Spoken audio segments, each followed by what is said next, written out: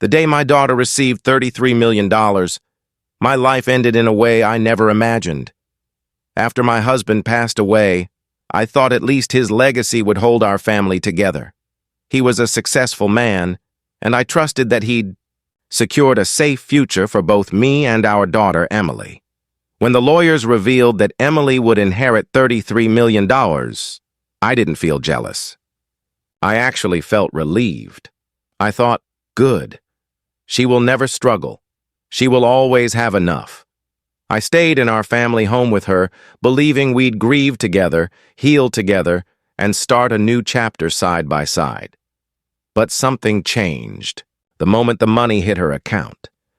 My sweet, kind daughter transformed overnight. She stopped looking at me like her mother and started looking at me like I was in her way. One evening, as I was making tea, Emily walked in with a cold expression I'd never seen before. "Mom," she said, her voice sharp, "I think it's time you found somewhere else to live. I want this house to myself now." I froze. At first, I thought she was joking, but the look in her eyes told me this wasn't a joke at all. I stood there, in silence, holding the teacup in my hand, feeling like the floor beneath me had disappeared. My own daughter, the child I raised alone while her father built his empire, was throwing me out of the very house I helped make a home. I tried to reason with her. "Emily, this is our family's house. Where will I go?"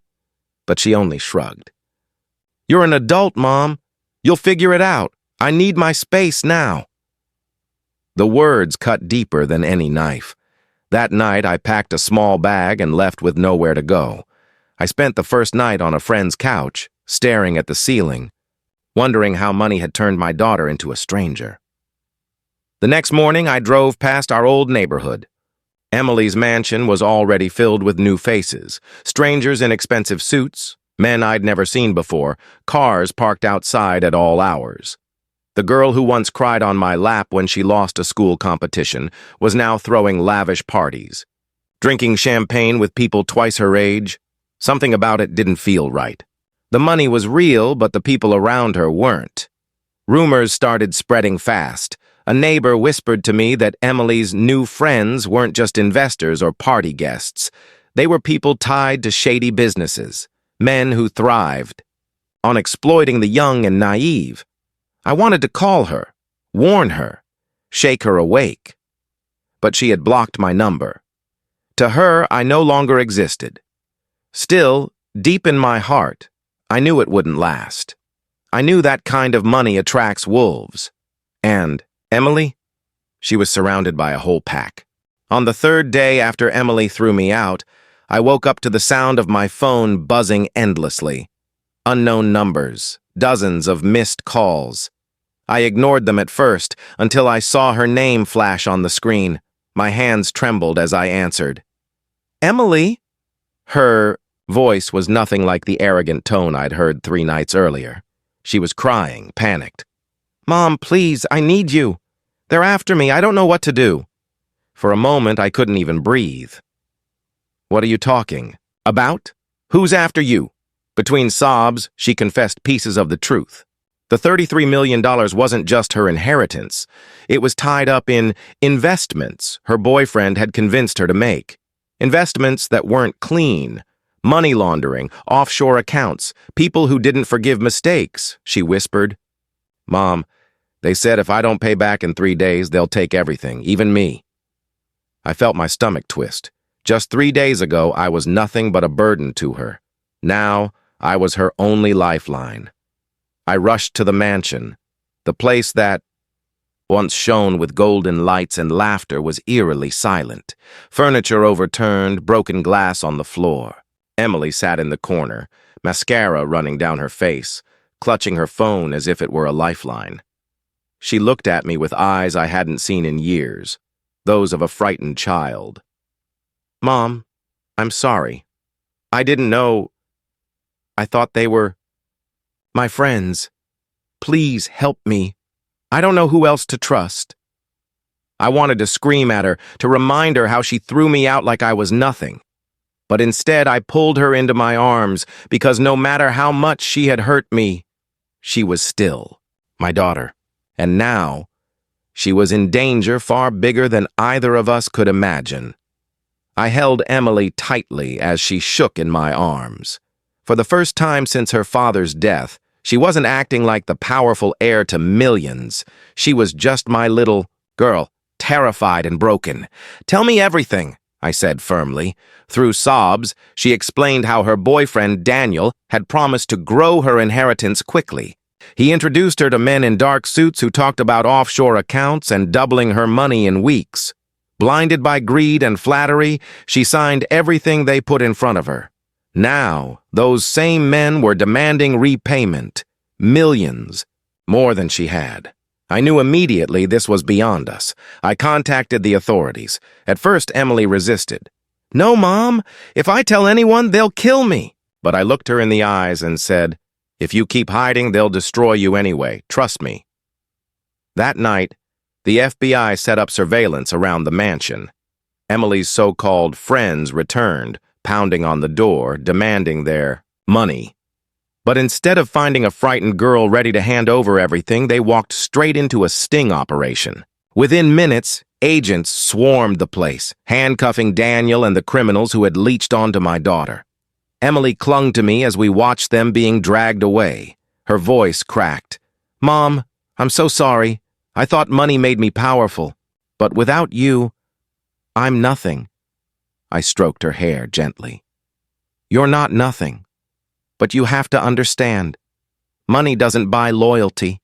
It doesn't buy love, and it definitely doesn't buy family." The following weeks were a blur of court hearings, frozen accounts, and lawyers. Emily lost most of the $33 million to legal battles and seized assets. But strangely, it didn't feel like a tragedy. For the first time in years, she began to see clearly. She cooked with me in the kitchen again. She sat with me on the porch, listening to the quiet. She even laughed, an innocent laugh I hadn't heard since she was a child. "One evening," she whispered. "Mom, I don't deserve your forgiveness." I looked at her and smiled softly. "Maybe not. But you're my daughter, and no matter how much money you gain or lose, you'll always need your mother. Because in the end, the $33 million vanished. But what we rebuilt in its place, trust, love, and family, was priceless." The weeks after Daniel's arrest were not easy. The newspapers painted Emily as the reckless heiress who had nearly lost everything to greed. The whispers in town were cruel. People who once begged to be invited to her parties now avoided her like she carried a disease. But for me, none of that mattered. What mattered was that I had my daughter back. For the first time in years, Emily began to open up. She confessed how lonely she had been after her father's death, how she had felt invisible despite all the attention she received. "I thought if I surrounded myself with people who praised me, I'd feel less empty," she admitted. But the more money I spent, the emptier I became. I listened quietly, realizing that beneath all the glitter and arrogance had been a broken girl searching for comfort in the wrong places. Slowly, she rebuilt her life. The courts allowed her to keep a fraction of the inheritance, but instead of chasing luxury, she used it wisely. She donated to charities her father once supported. She hired financial advisors she could actually trust, and, most importantly, she began repairing her relationship with me. One night, as we sat together in the old living room, Emily turned to me and asked, "Mom, how did you forgive me so easily? After the way I treated you, I don't think I could have done the same." I smiled sadly. "Because forgiveness isn't about what you deserve. It's about what love demands. And Emily, I love you more than any fortune in the world." Tears welled up in her eyes. For the first time since she was a child, she laid her head on my lap and whispered, "Thank you." But I also knew one thing. Forgiveness did not mean forgetting. I had learned the hard way that blind trust, even in family, could be dangerous. So I set boundaries. "Emily," I said gently, I will always stand by you. But if you ever let greed control you again, I won't be able to save you." She nodded, understanding this was not just a warning but a life lesson. Months passed, and though the world still remembered the scandal, Emily walked differently now. Her head was not high from arrogance, but steady with humility. The parties were gone, the fake friends disappeared, and in their place she found something stronger, real respect. And me? I finally realized something, too. When my daughter threw me out of that mansion, I thought I had lost everything. But being forced out was actually the beginning of a greater truth. Because that's when I learned money can build walls between families, but it can also reveal which bonds cannot be broken. The night she got her $33 million, I thought I had lost my daughter forever. But 3 days later, when she came back to me, broken, begging for help, I realized I hadn't lost her at all. I had been given a second chance to remind her of what truly matters. Not money, not power, not mansions, but love, forgiveness, and family. And this time, I wasn't letting go.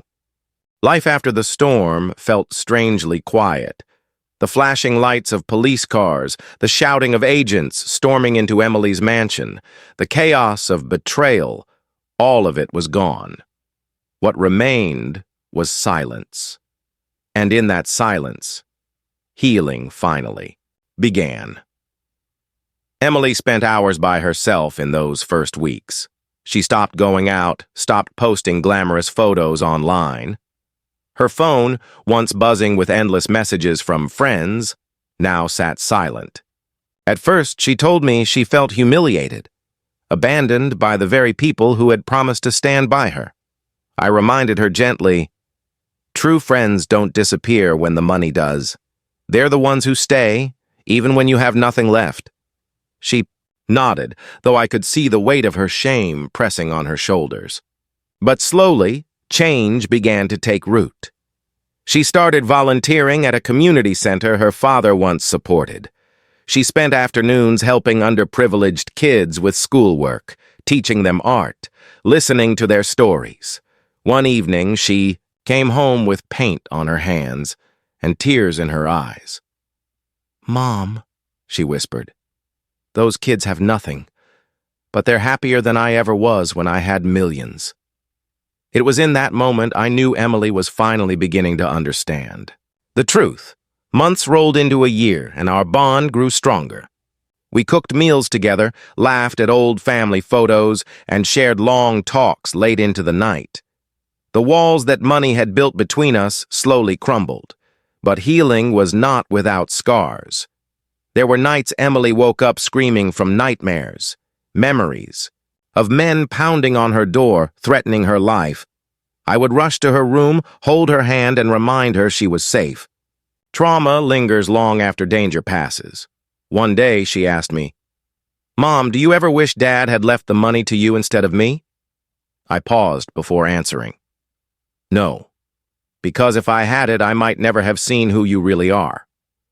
That inheritance nearly destroyed you, but it also gave you the chance to rise stronger than ever. Sometimes the hardest lessons are the most necessary." She smiled faintly. "I guess I had to lose everything to realize what I really had." Time continued to soften the pain. Emily managed to rebuild her finances responsibly, investing in safe, honest businesses. But more than that, she rebuilt herself. She was no longer the reckless heiress chasing parties and praise. She was a woman who had walked through fire and survived. On the anniversary of her father's death, we stood together at his grave. Emily placed a bouquet of white lilies on the stone and whispered, "Dad, I almost lost myself. But Mom never gave up on me. I hope I can make you proud now." I squeezed her hand and felt tears prick my eyes. In that moment, I realized we had come full circle. The $33 million was gone. The mansion stood empty, a shell of greed and mistakes. But what we carried in our hearts was far more valuable. As we walked away from the grave, Emily slipped her arm through mine and said softly, "Mom, Thank you for saving me, not just from them, but from myself. I smiled through my tears. That's what mothers do.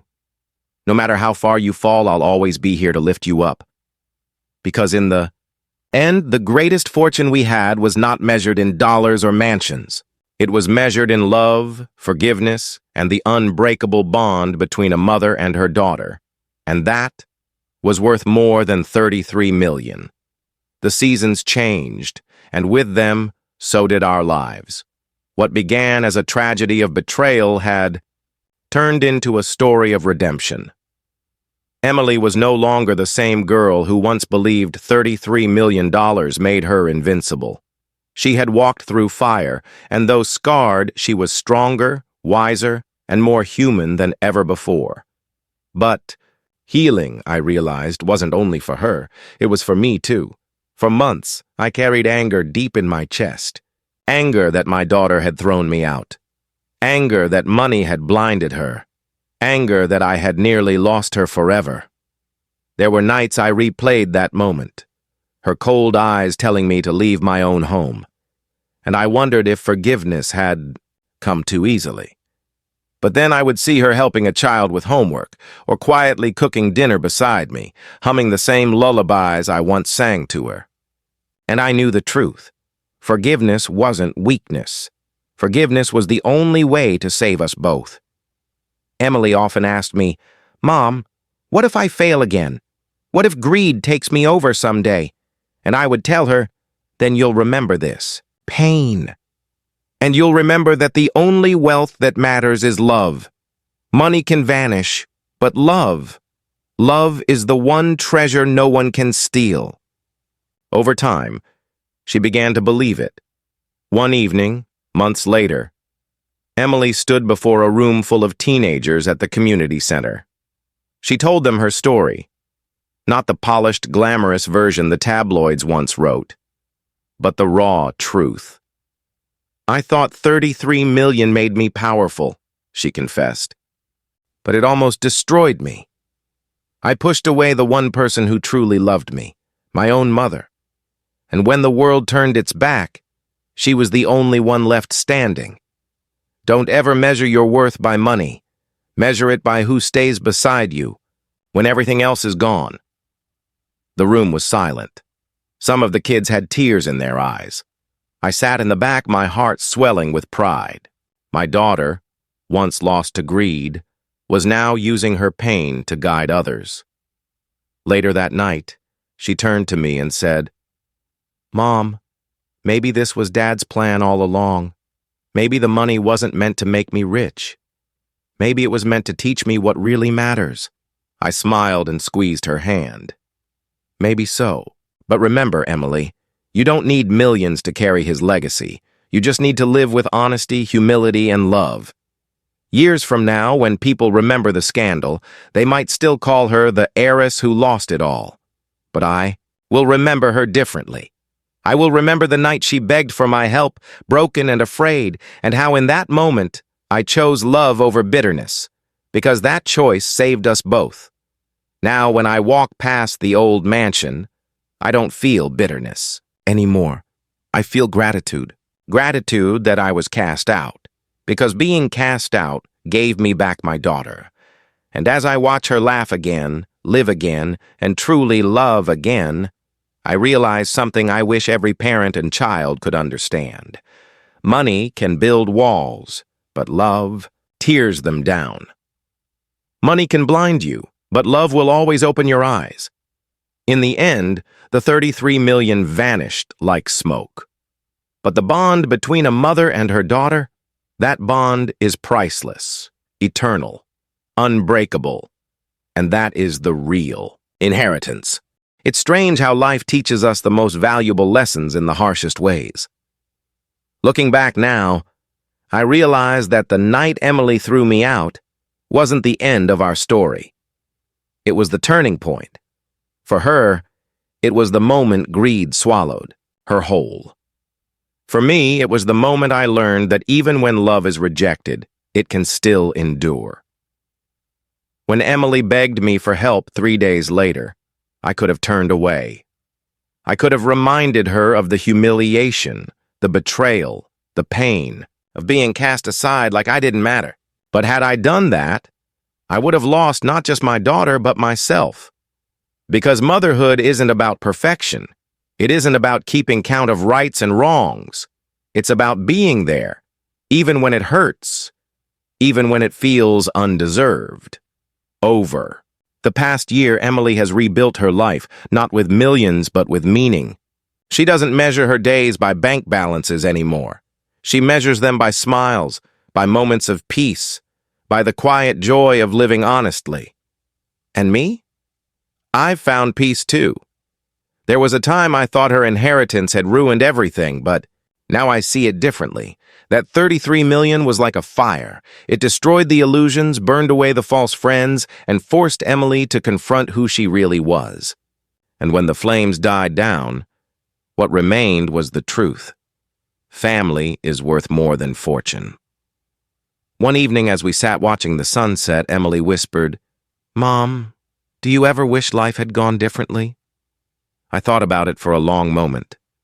About the betrayal, the tears, the fear, the nights I thought I'd lost her forever. Then I shook my head.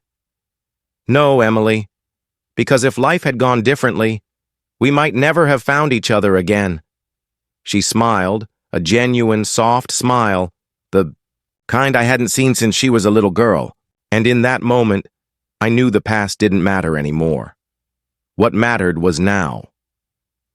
So this is the lesson our story leaves behind. Money can vanish. Mansions can crumble. Friends can betray.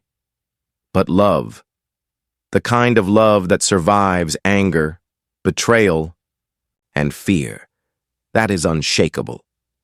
It doesn't matter if the world calls her the heiress who lost it all. To me, she is simply my daughter, the girl I held in my arms as a baby, the girl I held again when her empire collapsed. And in the end, she didn't lose everything. She gained something greater. She found her way home,